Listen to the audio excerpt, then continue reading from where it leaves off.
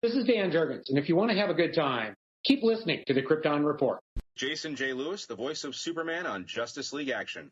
And you're listening to the Krypton Report.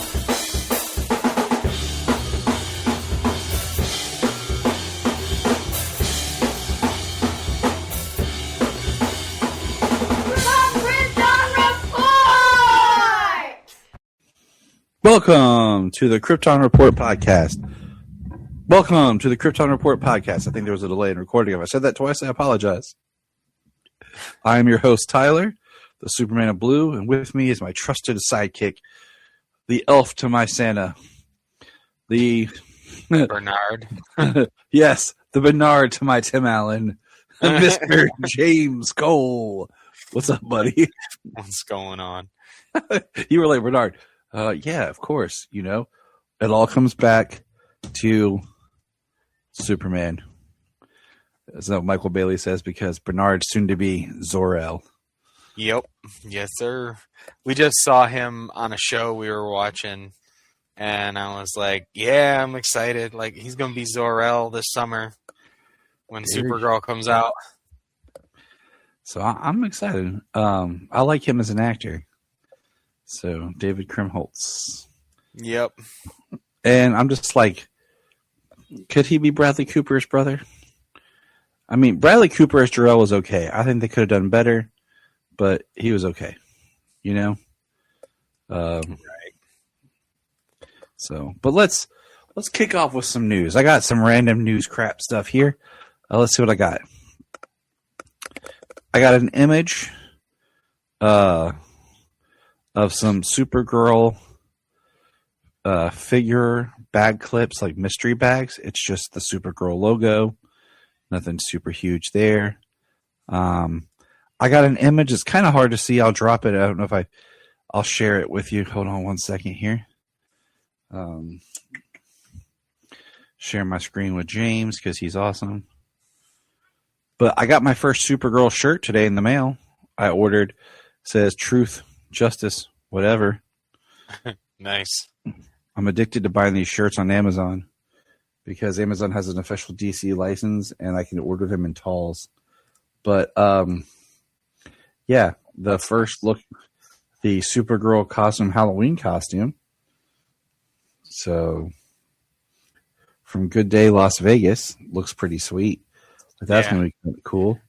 That's going to be cool to see this year, to see some kids in Supergirl. I really hope I get to see a lot. I really do. Well, because we've always seen like Supergirl costumes, you know, and a lot of the Supergirl ones are just pink, but which never makes sense. And I think that's the one thing is like when they do Supergirl like that, they're trying to make Supergirl like her own. Like, oh, it's Supergirl because it's pink, but technically, if you're wearing the super symbol, it can be Superman or girl. That's why I was a big fan of how they did it on the TV series, where it was just the symbol, but the way they did her outline was different, so you could really mean like, oh, that's Supergirl. Right. But yeah, it'll be cool to see the movie suit going around on Halloween. So this, let's share this. This is a piece of art that my good friend made for me for Christmas. She just gave it to me. It's now hanging up in my office. It's a Supergirl, like she drew, colored, used different techniques to make it with paper and everything, and framed it. I fucking love it. Nice. Can't wait to see it up close. Yeah, it's good, man. It's good stuff. Yeah, next time I visit, absolutely. That'll be great. This is the all-new spectacular Spider-Man Superman #1. I'm really excited for these when they come out. I'm not sure when they're coming out. I'm going to have to actually buy these. And I haven't bought like an individual book in a while. So that's pretty cool. What you think? The wraparound cover looks pretty cool. Lots of super family, lots of spider family.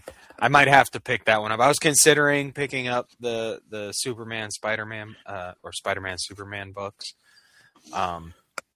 I don't know if it's going to be multiple or one, kind of like the Batman, Deadpool. I'm pretty sure there was more than one of that one.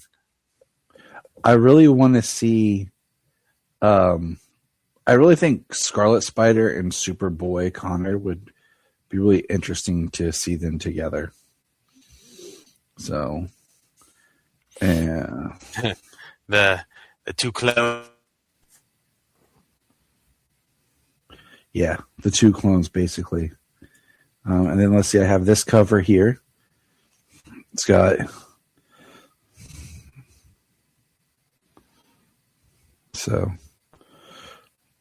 I like this one.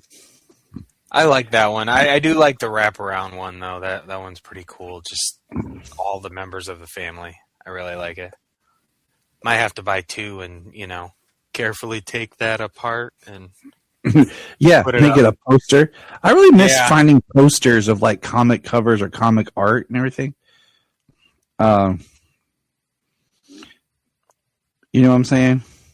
Yeah. Like I've really missed finding that stuff. Let's see. So we got those images for news. Let's see here. Mr. Miracle, as from James Gunn, the world's greatest escape artist, made his debut on this day 55 years ago in 1971. Happy anniversary to Mr. Miracle. Okay.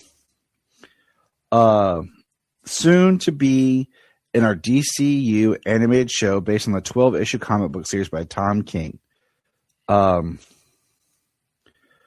I need to read that. But they said they're working on casting Mr. Miracle, Barda, and Darkseid, and those will be canon to the DC universe. So that's interesting, that we will have the New Gods or whatever part of the DC universe through the animated series. Yeah. I mean, they do kind of exist, just because Darkseid exists in the universe doesn't mean like he has to be, whatever, your Thanos, to build up. So I think I'm definitely really excited to see that. And if they are changing and adapting it kind of like they're doing for Woman of Tomorrow, so that way it does maybe include some connective tissue, that'd be great. So speaking of Woman Tomorrow, I got my first compact. I know my second is on its way from Mr. James here. I got the Woman of Tomorrow compact, and I posted it on Threads, and look who commented on it. Right here, Mr. Tom King himself. Awesome. So I felt very special that Tom King commented on himself. I was like, wow. Great.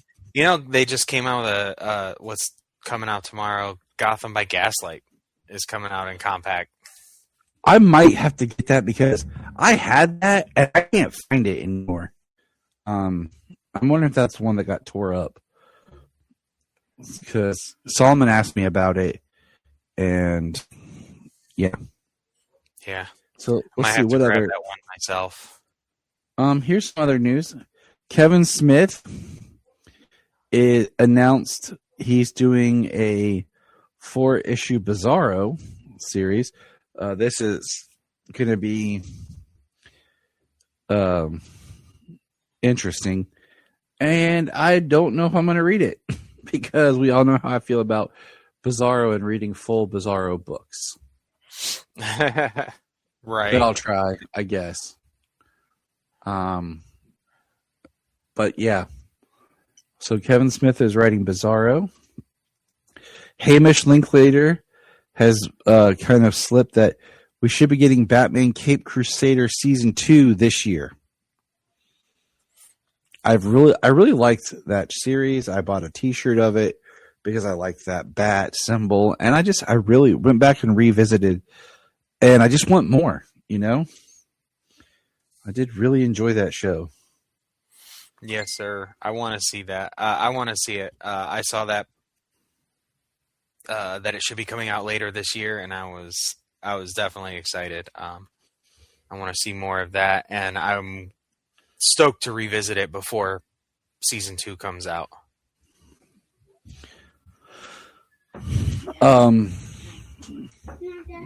Good night, my children. Here's a quote from Tom King on Kyle Chandler as Hal Jordan in Lanterns, liking the performance to Harrison Ford's cockiness.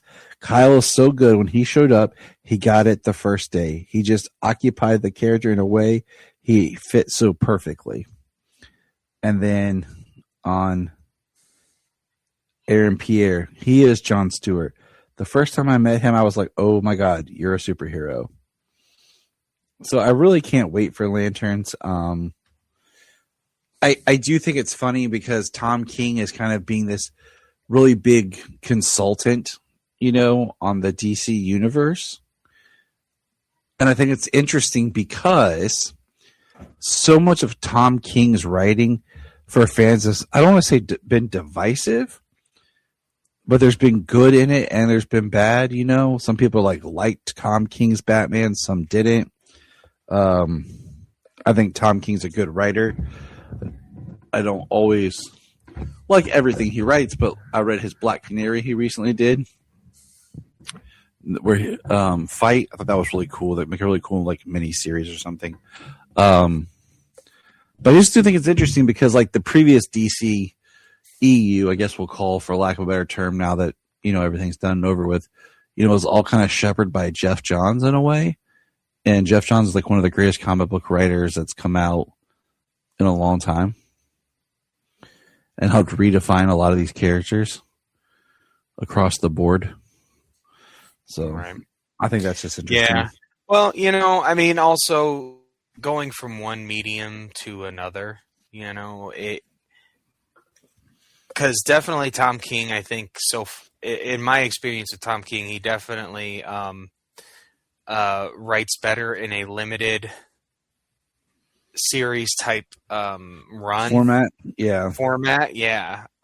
So giving him something like Batman, where it was supposed to be 100 issues, there wasn't enough material there. I still remember the one issue where there's only one word bubble and it's all the way at the end. Oh my gosh. I totally forgot that you said that just now. Yeah. So I'm like, it's unreal. So maybe bringing these characters into a new medium, taking some of his stories and compacting them, maybe that'll be beneficial for DC and for his writing. Maybe, it's all about positive. The next thing is Man of Tomorrow's going to have a new cinematographer. Sam McCurdy will replace Henry Braham. He's worked a lot. I went through his, credentials, but some of his majors include The Descent, the recent show Shogun, Dog Soldiers, Peacemaker Season 2. I'm cool with that because I feel like Peacemaker Season 2 looked pretty good. I'll rewatch it looking at the cinematography. I feel like Man of Steel's cinematographer did really well. But there are some shots I think are a little overly bright in not a good way. And he also did do The Flash too, and there's a similar visual color palette there. So I am kind of curious what we'll see, getting a different cinematographer. I think some directors work really well with a cinematographer to where it helps create their unique style. When Zack Snyder doesn't use Larry Fong, it was really weird. Which was Man of Steel. It's part of what made that movie. Snyder switched up his cinematography, switched up his shooting style for that film. And then even it Zack is pretty unique amongst his work. It is. And then Zack Snyder's Justice League used Wagner as a cinematographer. Larry Fong shot BVS, and it feels more Snydery. And then, of course, the last one is My Adventures of Superman, Season 3, coming 2026. Yes! I've been waiting for something on that. At least hoping this year. Good to see that. And that's all I have for news. My only other thing really is a question to you, James. And this is we're not going to go down the rabbit hole too much on this, but just something I was thinking about. It really does. We haven't talked about. Looks like Netflix is going to purchase Warner Brothers. I haven't talked about it just because I didn't want to. I want to dive into hearsay and speculation and everything. Oh, one more thing after that, but I just got thinking about more today. Is like, if they do purchase Warner Brothers, does HBO Max go away? You know, right? Does everything the that's on library go to Netflix? Right, like does it just all get incorporated? Will Titans have a new like $20 a month? Will Titans have a new intro where it says Netflix now? Because I mean, gosh, go watch Titans on HBO Max right now, everybody. Just start the first episode of season 1. Oh yeah, it starts DC Universe, and then it starts DC Universe, and then it's HBO Max in purple. Then it's just Max in blue. You know, like, so I got thinking about that, and I thought about like, would they try to buy back properties? Or if Netflix did take it, would they pull everything back where DC sold off, you know, like there's certain cartoons and stuff you can find on Netflix now. You can find them on other streaming services. You know, Amazon has Batman Cape Crusader. So it's like, would Netflix bring everything together? Would they have a DC hub? You know, or something like that on there. Because I mean, Netflix had the contract, and almost all the CW shows are still on there. And Netflix in the UK has Smallville right now, where here it's on Hulu. Mm-hmm. There, it's on Netflix. And here, it's actually done really well. So it's just interesting, you know, what that might mean, and then of course for theatrical releases. And potentially, you know, the one thing that would, if Netflix does buy it, if they give us Batgirl, that would be amazing. Kind of like, or the Air cut, because you're already purchasing something that's just free, that's more free content in a way, because you've already bought it by making the acquisition. So I'm all for Netflix to release Batgirl. That's what I'm gonna start that campaign. Netflix released Batgirl. And then the last piece of news was, and you know, this is building a little bit of steam, but we might see Maxima appear in Man of Tomorrow, which, okay, cool. Yeah. It feels like something James Gunn would do. Right. I mean, perhaps a scoop, but it hasn't been rebuked yet either, so could be debunked. And I'm trying so hard, like both of us have talked about, of not talking about, you know, things that have leaked or supposedly are happening. You know, I've been very, very big on, if it's not actually said, then I'm, you know, addressing it if it's real. If it's not real, then I'm not addressing it. But that would just seem like something that, you know, seemed legit. So it could be not be. But so this is our first month of the new year, January, and we are launching season 4 of Superboy, the final season of Superboy. And we've taken a few episodes. We got Change of Heart Part 1 and 2, The Kryptonite Kid, and The Basement, which sounds like a really bad Goosebumps episode. So. It kind of was. So we're going to kick off here, and we'll talk about Change of Heart Part 1. This is an episode where we have says a wave of violence has broken out within the city, sending Superboy into tension-filled investigation. Little does he know he soon will be accused of murder. And then part 2 is Lana's life is in peril as Adam blackmails Tommy into creating a weapon to kill Superboy. We got the return of Tommy Puck, played by Bill Mummy of Lost in Space fame.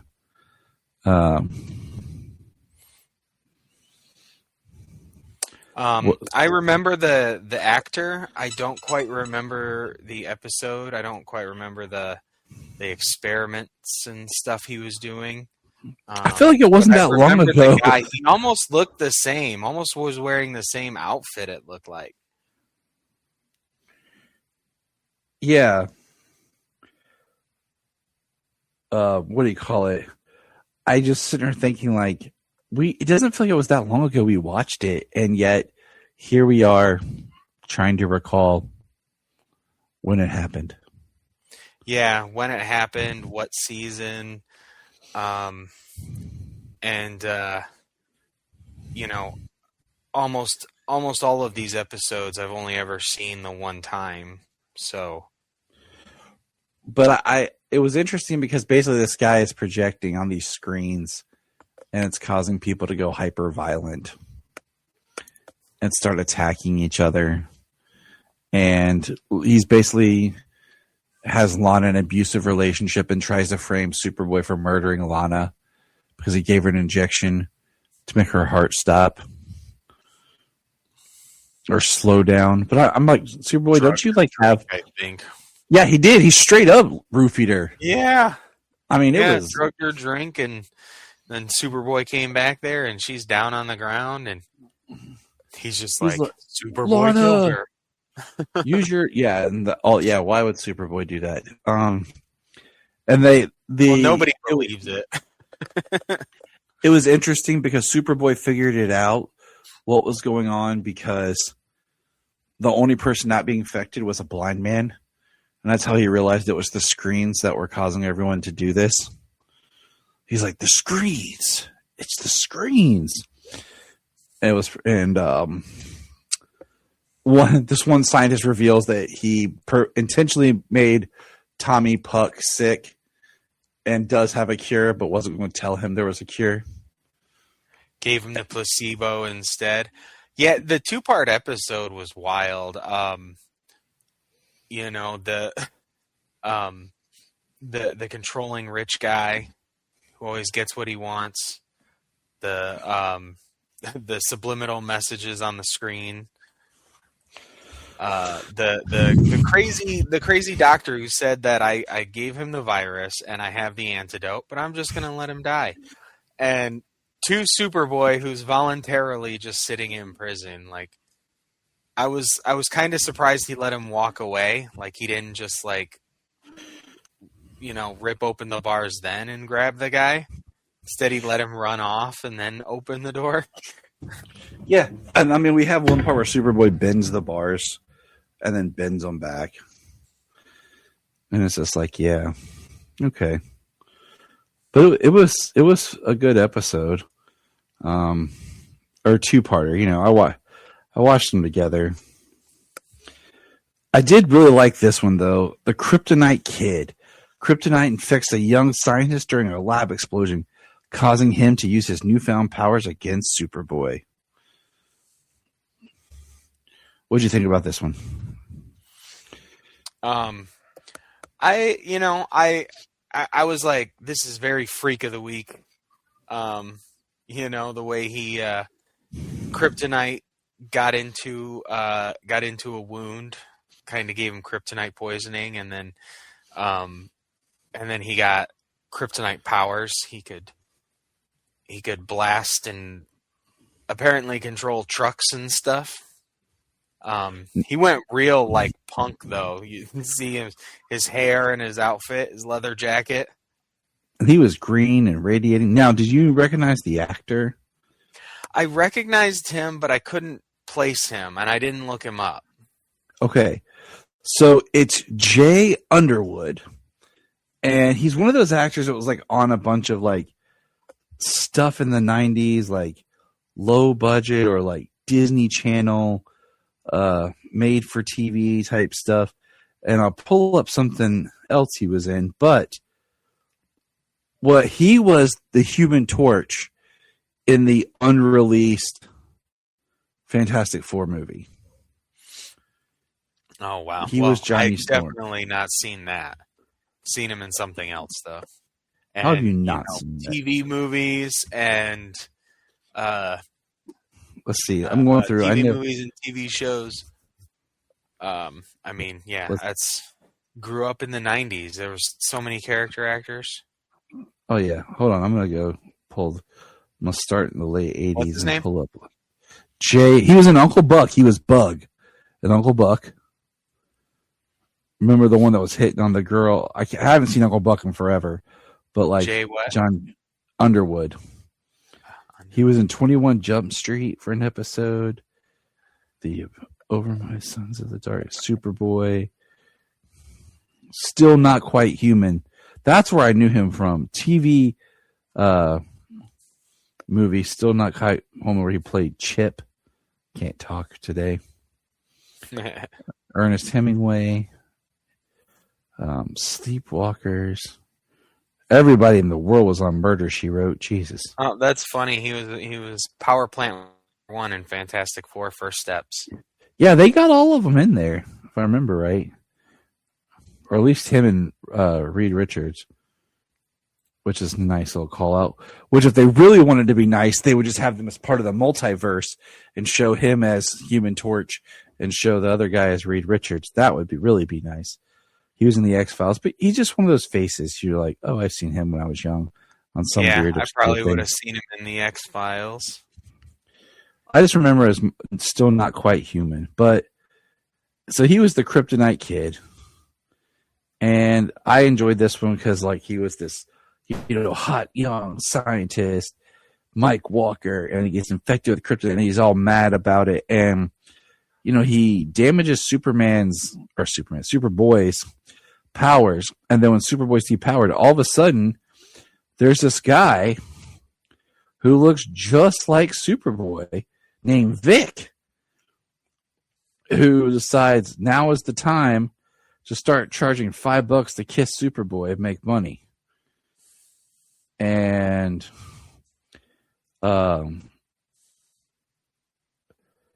even from a sanitary point of view, that doesn't seem right. But anyways, and then of course Lana's like, "You're not really Superboy," and he gets arrested, and then Superboy gives him a chance to redeem himself by helping him trick the Kryptonite kid. So, I feel like the Kryptonite kid's one of those like unique villains that could come back around, like shouldn't be a one and done.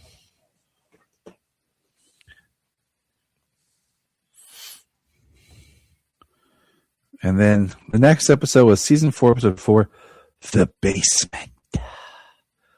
Aired October 27th, 91. Lana discovers an alien in her basement who steals her identity. I mean, that is... Also, that 2-part was directed by David Nutter. I forgot to say that earlier.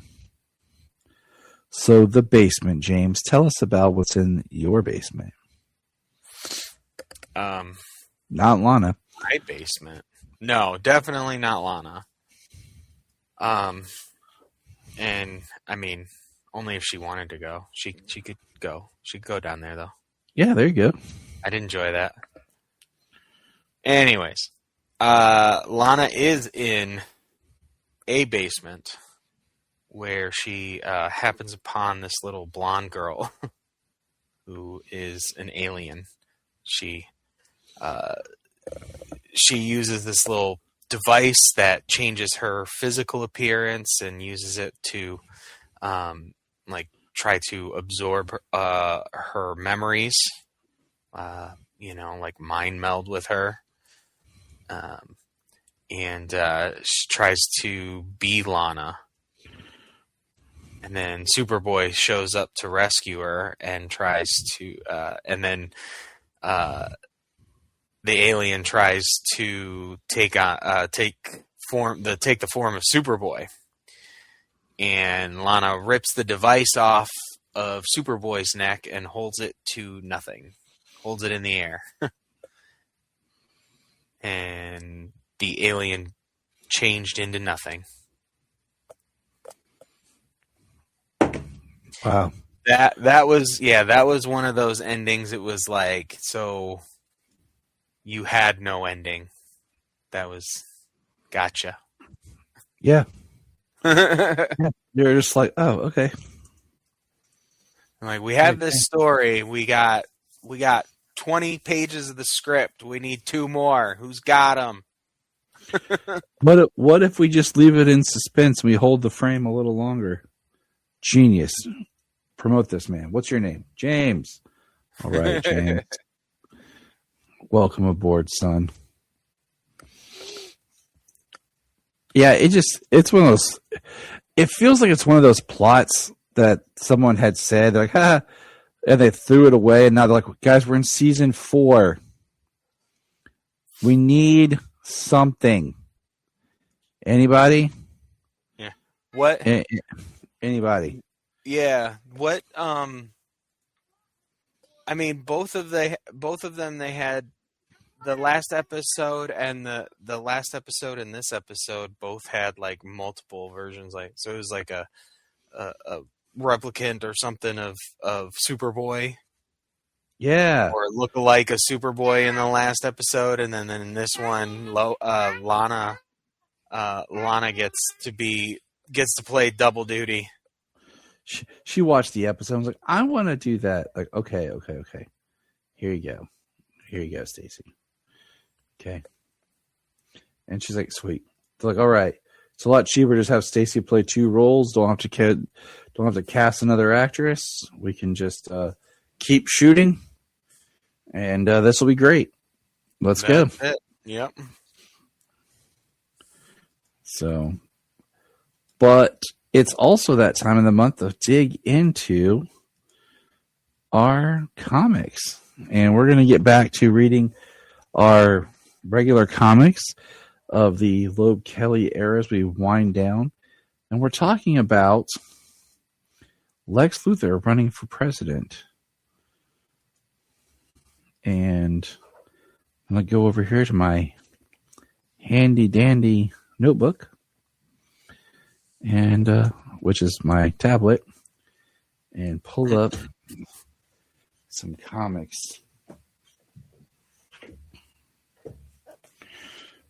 Are you ready? I really have enjoyed reading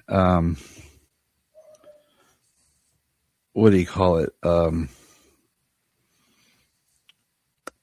The Jeff Loeb run.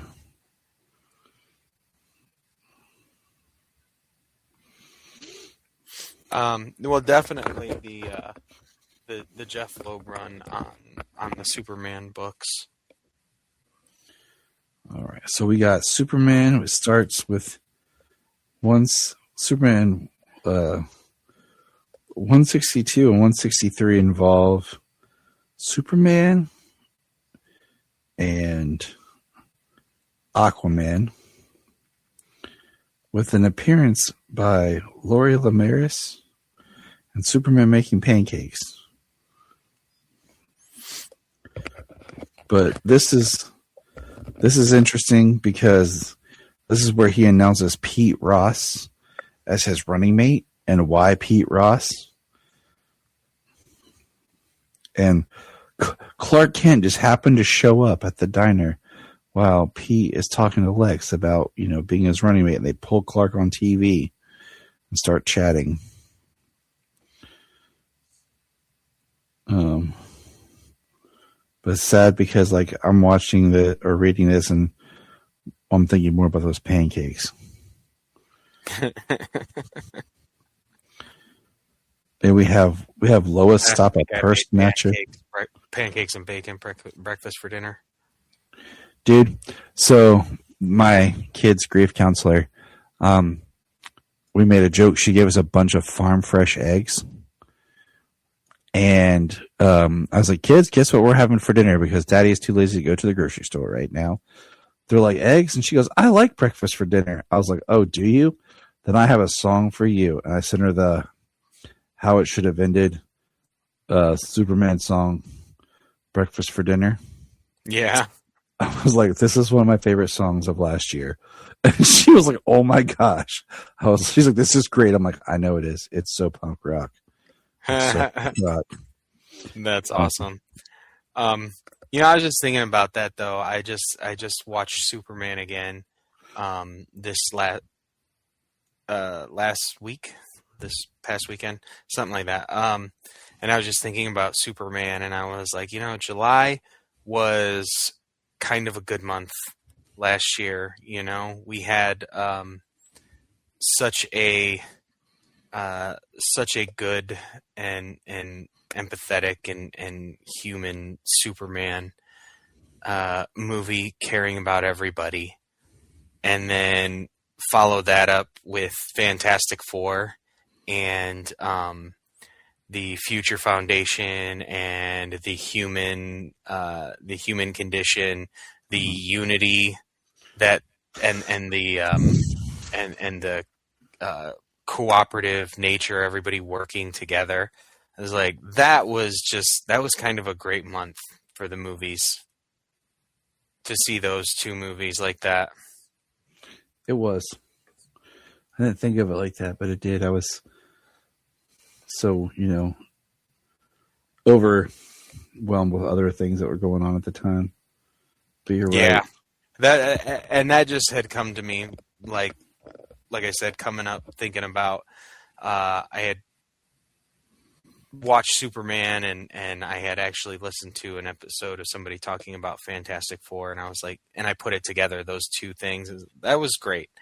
I think that was something that a lot of more people should have seen, just because of the nature of those two films and the good-hearted nature of those two films.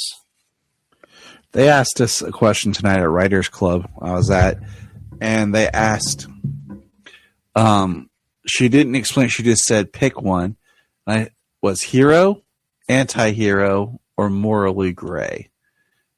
And I was like, is this to write or what? She's like, whatever.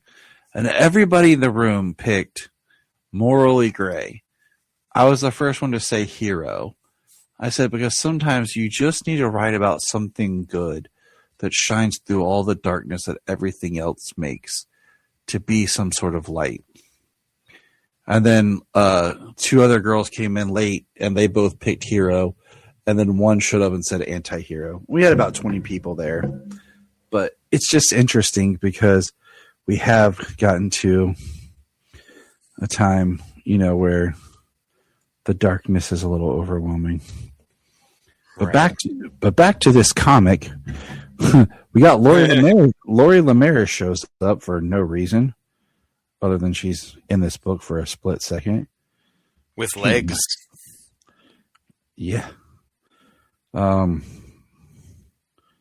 then it causes, Lois is going back and forth about how she promised to, kill a story. And she's really hates that she has to have that over. But Atlantis decides it's going to attack Metropolis. And it's led by Garth. And yeah, Tempest threatening to flood the city. And then who decides to help but Robin, Impulse, Superboy, Cassie Sandsmark, Red Tornado, Young Justice. Young Justice, baby. They decide to show up and help Superman stop the giant wave and stop Tempest and the giant creature. And then all that's going on, Clark still has time to save Lois. Meanwhile, Lex is down there negotiating with Arthur, being diplomatic to help him secure votes and everything. Then some crazy lady shoots him in the leg, who just happens to be a plant. Way to go, Luther. Of course, it's a plant. And then the next, okay, so if we're going sequential through Superman, which it works this way, and we'll just go ahead to it. Vote Lex. The cover is the red. It's the first issue of 2001, Superman 164. And I will say it has Tales from the Bizarro world. Jimmy Olsen, Superman's pal, and he's with Bizarro. And the art changes a little. And I'll be honest with you, I was a little upset because I really thought this this issue was going to be something more. Supergirl shows up and it's not the Kara Supergirl yet. It's like NZ style from the animated series. Yeah, it says something about the changes in the Supergirl story, so we're not reading along with that at this time, so we might get into that this year. I'm not sure what's on the agenda. Well, we're gonna hit the Loeb, error pretty good. Well, I mean, we've covered Apocalypse before. Yeah, we're gonna read Apocalypse and more. Yeah, do the Supergirl book right after Public Enemies. Yeah. And then you have another this big guy shows up to take out Bizarro. The Great Darkness, right? And then you turn the page and it's them in the office, and Perry's holding one that says Luthor loses, and he says, "Or does America wake up tomorrow to read this?" And it says Luthor wins. And I was just kind of I felt like I just wasted my time on an issue that did not deliver what it promised. It was very upsetting to me. Right. I don't know how you feel about it, but I was not happy with that one. I mean, I was fine with it, but yeah, it wasn't the issue I kind of expected. The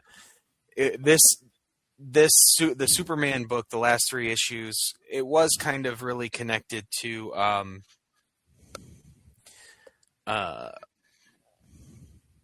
Lex Luthor and his run for the presidency. Bringing on Pete Ross and was it in this book that they did the Superman went and got Luthor from Atlantis and Luthor was working things out with Atlantis? That was right. That was it was the issue before it. So that was. I mean, that's what I mean, though.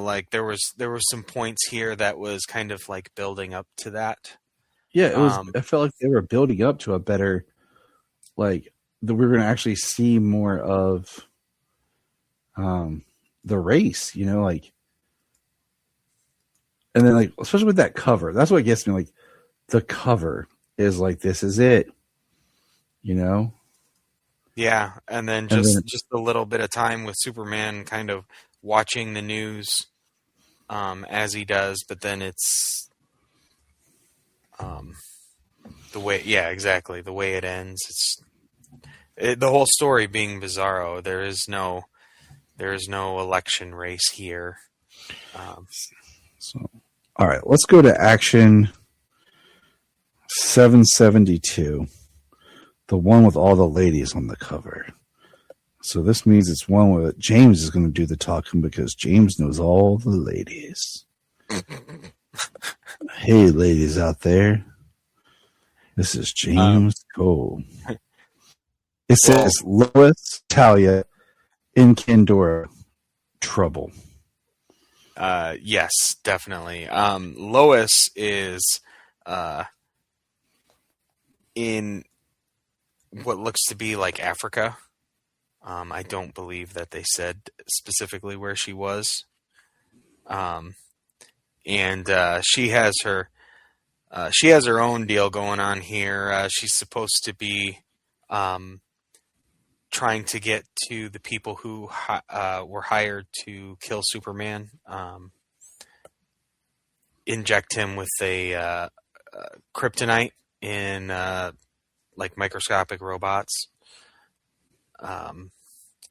But they get ambushed by assassins, and she ends up fighting them off. Her and the other people, they kind of fight them off, but the guy shows up, Scarlet Scythe, And Cool name. yeah. And that's kind of where we leave Lois here, though. But Lois is definitely in trouble in this story. But Superman in Metropolis, as he's saving a building from crashing down in Cantadora, her magic powers are kind of destroying her building. Superman's saving the building from crashing down, and he goes inside, and she's a huge Superman fan, but he's there to try and help her out, and she disappears. But Talia is in her apartment, hiding in her closet, and she's there because she wants to. She's there because she wants to stop her dad. Ra's al Ghul is, he's Ra's at this point. Yeah. It's just, it's usually not good. We just had a whole bunch of discussions about the Mr. Ra's al Ghul. Yes, we did. And he's very evil on the absolute world. He's a very horrible person. But he's using her in Cantadora. He's forcing her to do his bidding. And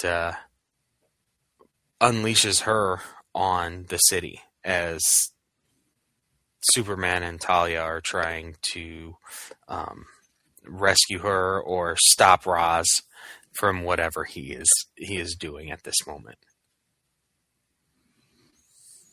We don't really get his plan here or anything, so this is a setup issue for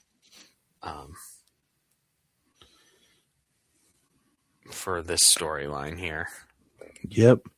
So we'll go to the next issue with James's new favorite Superman character, Encantadora. He's waiting for her to appear in James Gunn's movie. There you go. That would be the big surprise that James Gunn pulls on everyone. Everyone's talking about all these characters like Maxima, and he's like, nope. The next issue is called Kith and Keen.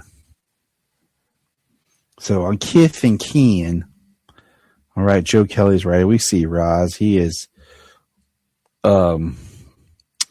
looking like he's wearing a snake, but it's not a snake. He looks crazy because he's got it looks like he's got cybernetics, but he doesn't. But basically, something in the last issue, he is missing his heart. So I think these things are pumping his blood, or maybe the Lazarus through his blood. He's like in a sail ship in the sky full of Lazarus. And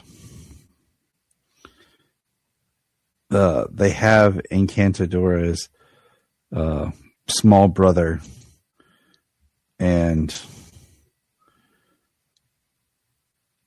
what do you call it?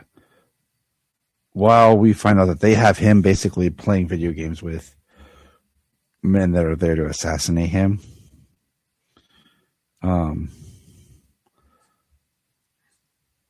The very least holding him hostage. Right. And Lois is in trouble and everybody.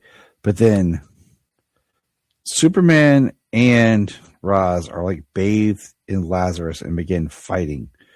They look like stone monsters. The fire of evolution poisoned you, the rebirth of my heart. And then we see the Lois stab this dude with a pin. And it was kind of cool. And then Talia got Encantadora's little brother. And then Ra's is being, he is naked, hanging out. just like James Cole. But it's weird, like old for all that. It's weird how the art looks like they're fighting, and then Superman and him are like coming together, and the next thing you know, it's Talia Shillen's father, and he's like thrown out of the blended green, and he wants to go back, but they destroy everything. She knocks him out, and then Encantadora escapes, and then Clark's there, like covered like gold, and then overly sexualized Lois pulls out her ring and says, "My heart," and then he breaks free from it and comes back to her, and then we see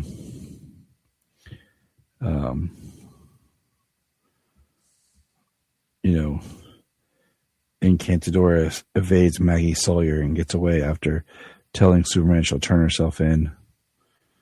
He said, "I knew it was too easy. You've got your second chance. Don't mess up." And then Talia is seen with Lex, and she now takes her spot next to Lex as CEO. Dun, dun, dun. Which, that whole issue, like, I don't know, Talia coming to Lex, I think, is the most important part out of all of it.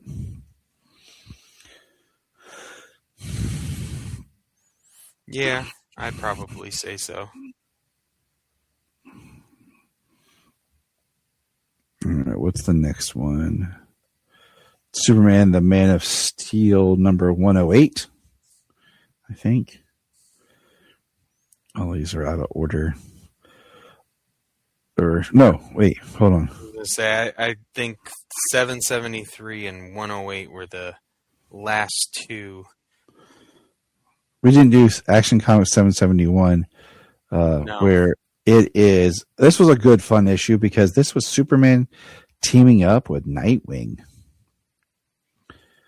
It's called Nightwing and Superman, Metropolis Nights. And Superman sees someone he thinks is jumping and committing suicide. This one's lucky I'm in the neighborhood. I usually can't save them if they don't scream. And he flies down. He's like, catches him. He's like, Nightwing? And he's like, I thought you were a suicide. He's like, honest mistake. And Nightwing's watching Mr. Bindle White.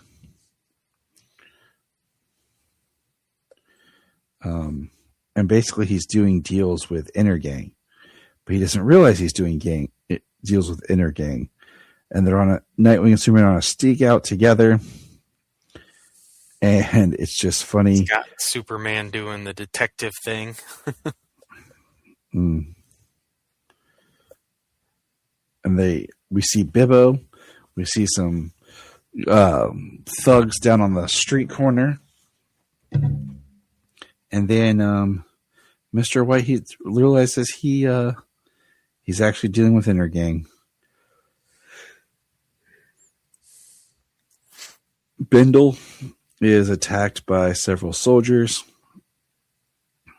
and Nightwing and Superman take them out together. And then Nightwing says he's going to keep these out of Bloodhaven, and that was the end. I like seeing Nightwing and Superman together.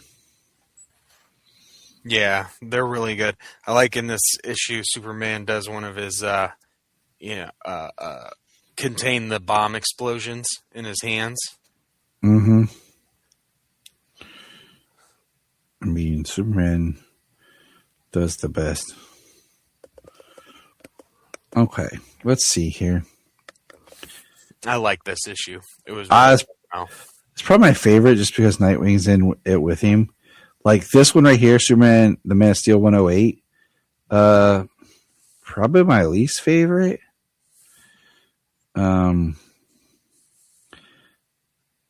Yeah, I do like that John Henry's in it, but it just feels odd. Like Metropolis is burning. John Henry, like Superman goes to John Henry to reveal he's Superman. John Henry already figured it out. And he even calls him out on it.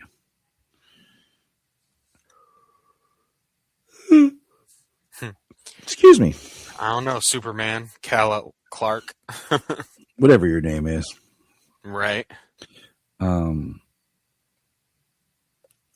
they have to team up together to go and stop the villains of the story. And I don't know. Steel's suit looked cool, but looked weird, but looked cool at the same time. Like the mask, the way it was. Yeah. It's almost got a Superman and Lois look on it, doesn't it? Yeah, and then Professor Hamilton shows up at the end like a beach bum with a giant cybernetic cyborg hand. It was just kind of weird. But I feel like this issue really goes nowhere because it doesn't tie into the larger story other than the very beginning, like of Lex going around. So I feel like the road to Lex Luthor, like President Luthor, like right here is. Well, yeah, I mean, it's interesting that it's kind of on the road too. I read a bunch of these issues leading up to this, all of them in reading order. So, Superman had just rescued this Luna character. He just rescued her from the Phantom Zone. She had got trapped in there back when Superman and John Henry rebuilt the fortress and went to create another Phantom Zone portal, basically, a door he can access. And she had gotten trapped there, and Superman went and rescued her, and she brought the lunatic with her. That kind of gave her this control over these people, this hive mind, and the mechanical creature that was attacking the city. So it doesn't really, the big theme of this section of the reading was like the campaign, and whether Lex was going to win or not. I don't think they have the Superman Lex issue though on here. They don't. I tried to find it and it wasn't on here. Yeah, and that's what made me mad. It's like at one point I'm pretty sure it was, because when I pulled all this together, it wasn't here. But the last issue that we had that was on here is the Adventure Superman 586, which has Superman and Lex shaking hands, and it says the American way. It says soul of the city. I'm not a huge fan of the art of this issue. Mike Miller pencils. And we're in, let's see here. Ready? 1, 2, 3, 4 pages. And on the fourth page, it's congratulations, Mr. President, Superman shaking his hand. And then it goes into a whole other story with demons and Satanists and so we've got this story where Thorn and her alter ego, Rose Forrest, Kitty Faulkner, and Rampage, her alter ego, and a young kid named Carrie Richards, who created the Adversary with like some psychic powers that he has. But they've all been separated from their alter egos in this story. And kind of the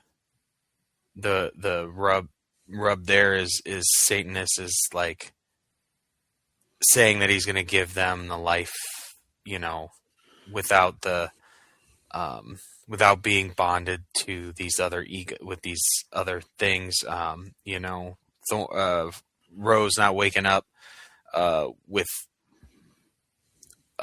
hours of her life missing or beaten up, and because Thorn got into fights and everything. That's kind of just how that one goes. And then there's this the blind Mother Earth, the blind eyes of magic and wisdom. The owls and stuff. I that one was getting me lost. The owls had popped up in the last issue, so it's still didn't get it though. It just really felt like all of a sudden I was expecting this strong story, and it just didn't go right. where I thought it would.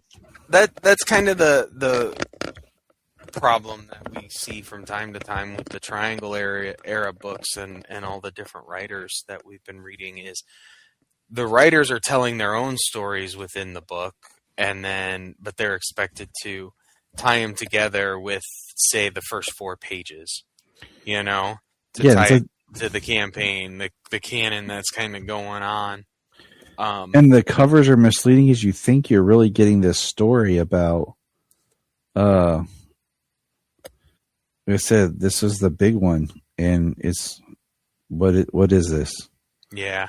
I think that, the reading order is there, but I mean, if you wanted to kind of do one arc at a time per book, you'd probably be better. You'd be better served per story, per arc, by kind of reading each book, say these Adventures of Superman books.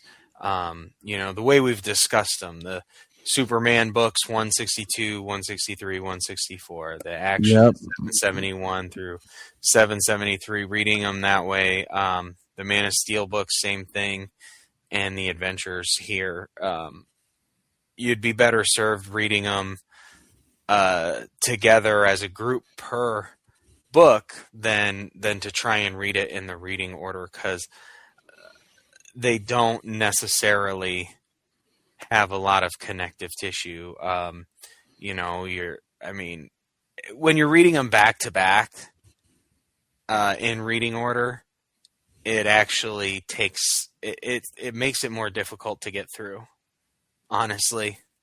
It feels because like you're getting one. When you're reading one book at a time for, like, say, monthly books, and then you were going to get the next chapter the next month, you'd at least have some time in between. You wouldn't be packing in 3 stories, 1 chapter at a time, and just bouncing all over the place. So I think it definitely, as we discussed them, would be an easier read for you.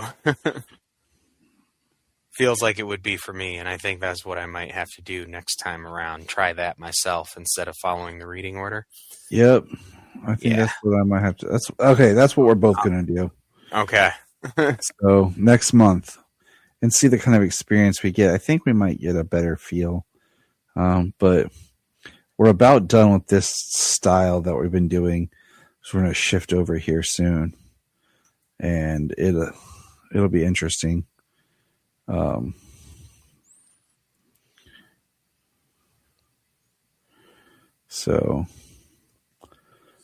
But yeah, that's what I got for this month. One problem is what I really hate is sometimes, for people who don't know, we'll set up to record and then we get busy, or something will happen. We shift things around, so it's been a lot longer since I've read these or watched these than I would have liked, and it just kind of stinks. So yeah, unfortunately, winter's here. I'm just happy that we've got a third guy in our on-call rotation, so I'm not stuck on call every other week. It's every third week, so I get a little bit of a break again from snow and the cold and the late nights during the winter. So people, who don't know, poor James, like, with his job and everything, and the cold has just really kind of kicked him in the butt a lot. Yeah, well, with nursing home and state fire regulations. If we had to evacuate, we have to have the walks clear, that type of stuff. So, when it's snowing, we got to be out there and help keep it clear. So that way, in case something were to happen. Yep. I just say that James is a hero he doesn't get enough credit for. No, I appreciate that. We should all praise James. Well, I don't need that, but thank you. Yeah, you do. Just take it. So that's our show, everybody. Take care. We'll see you guys next time. And remember, look up in the sky! Thank you for checking out the Krypton Report. Please click our link tree in the show notes to follow us on your favorite social media platform. We have a $1 Patreon, just $1 a month to keep us going. And in return, you get exclusive shows and specials. If you want to join us on an episode, send us an email or a message. Hi, this is David Patrick Wilson. I played Superman, Clark Kent, in the television production of It's a Bird, It's a Plane, enjoying every minute of being right here on the Krypton Report.